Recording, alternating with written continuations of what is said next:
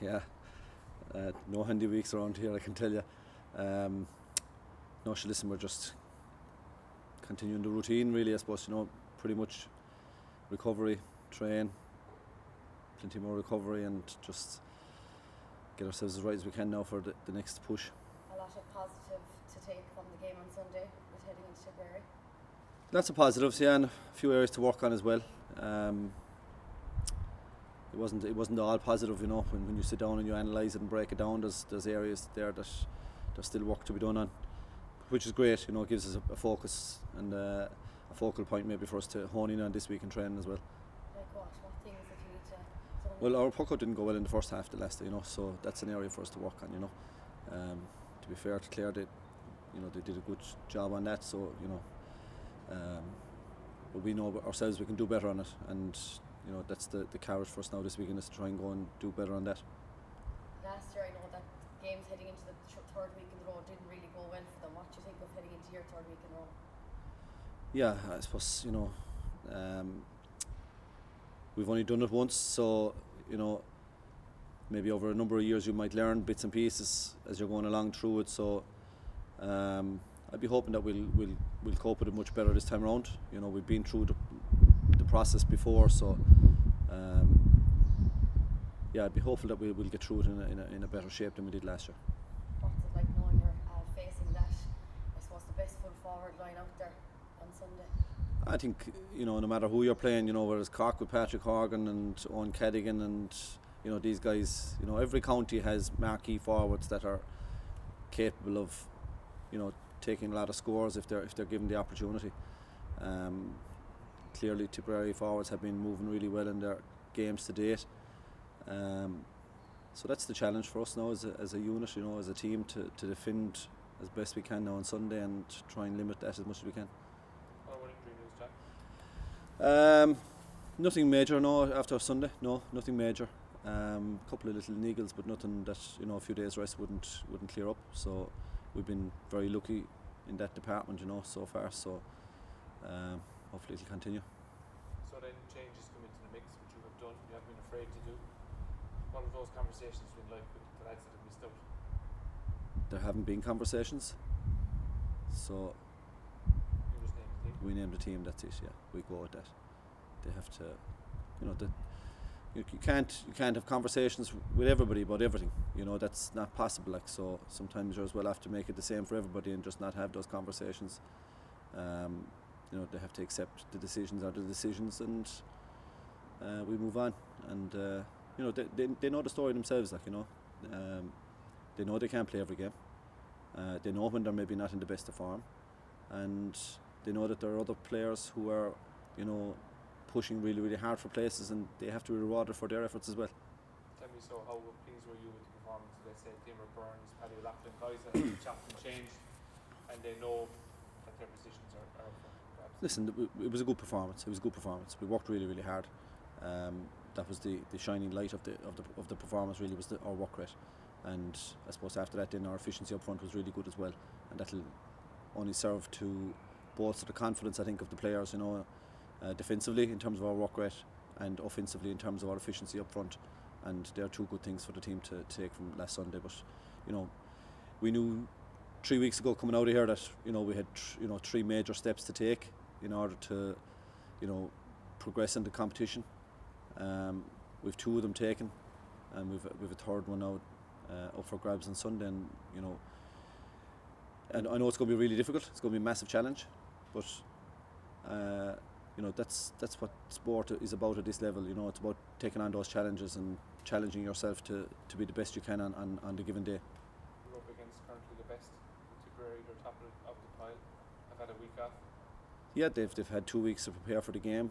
But sure, that's just the way it is. We knew that from the very outset when the draw was made and the dates came out. We knew what the structure was going to be, so we can focus in on that, or we can focus in our performance. So I'd choose to focus in our performance.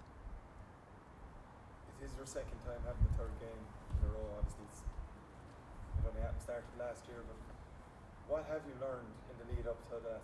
I mean, is it a case of resting the lads more in the week leading up, or is it giving them more work? Well, we've given them an extra day just to recover after the game last Sunday. Normally we train on Tuesday, this week we train on Wednesday. So other than that, it's just Joe Connor's all over that recovery.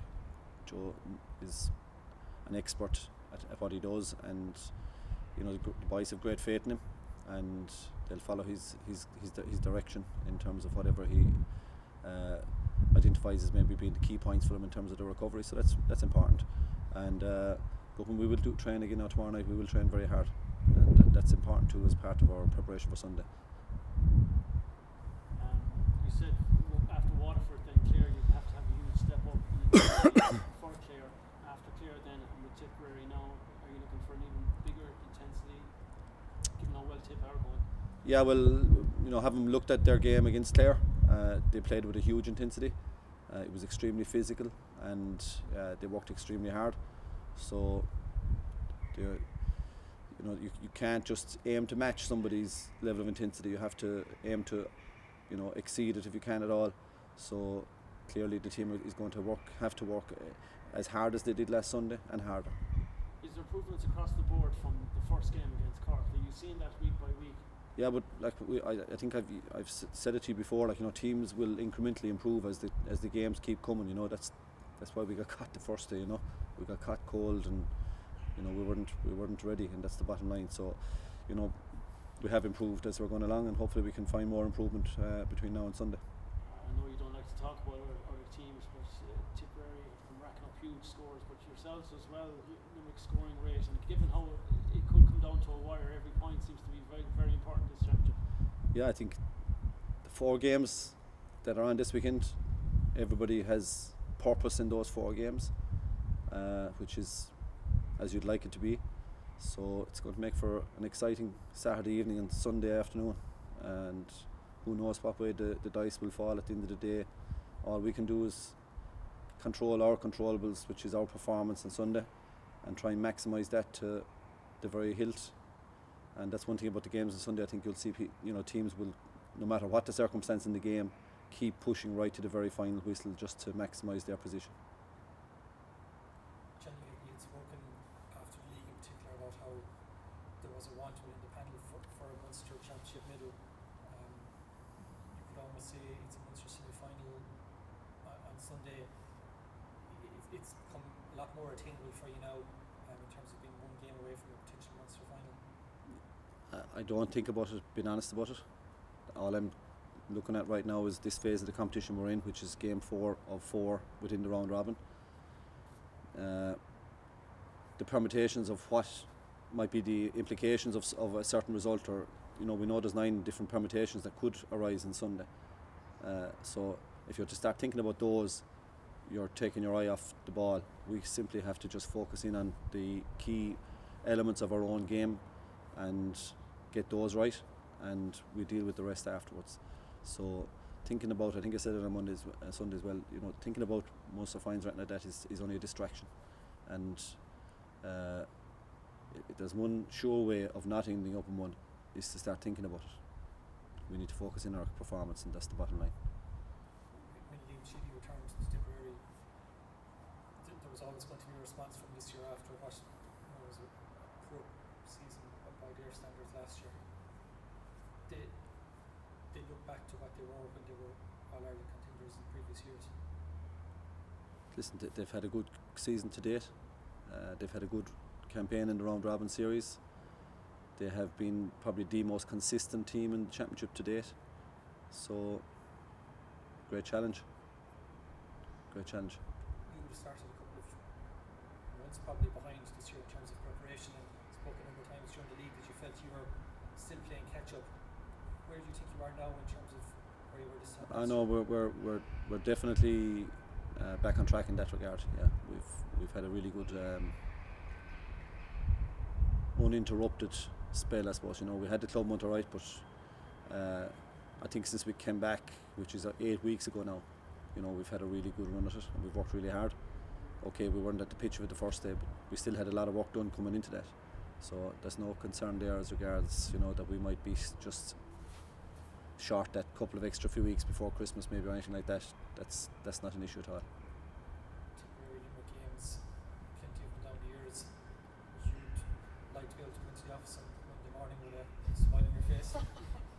I might, but there's a lot of staff that mightn't, and certainly hundreds of students.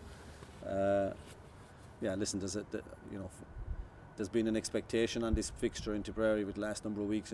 People had already been talking to me about it, like inside in school, because that was their next fixture, even though we had to do a lot of work in the meantime, to make it a meaningful game next weekend for us. But there's a lot of expectation on it, and yeah, I think you're going to see there's a huge expectancy around Tipperary at the moment. People are obviously expecting huge things from them right now, so there's a big challenge for us to go to Thurles and to put it up to them over there.